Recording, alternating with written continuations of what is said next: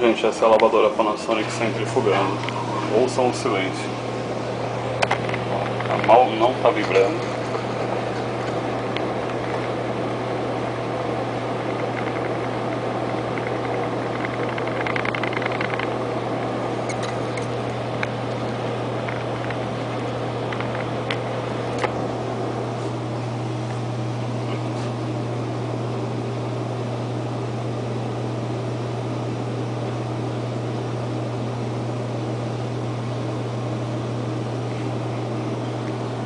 Vamos ver o que acontece se a gente abrir a lavadora.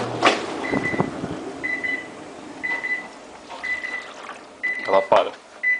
E ela trava. O cesto dela está travado. Vamos fechar?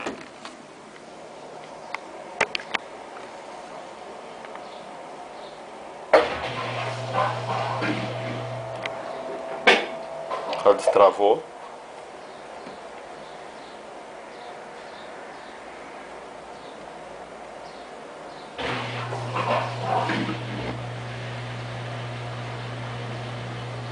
E voltou a centrifugar silenciosamente.